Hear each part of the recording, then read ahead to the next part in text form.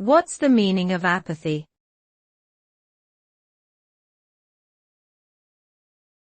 Apathy.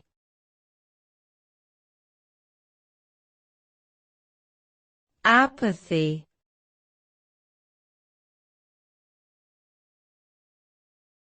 Apathy.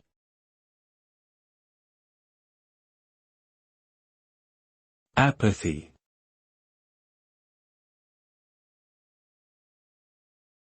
Apathy.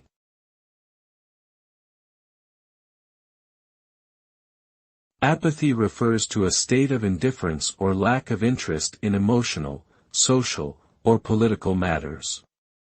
It often manifests as a feeling of detachment from the world and a sense of emotional numbness.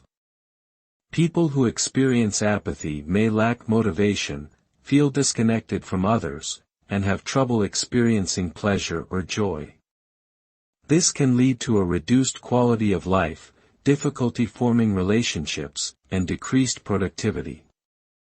It is important to address apathy if you are experiencing it, as it can have negative effects on your mental health and overall well-being.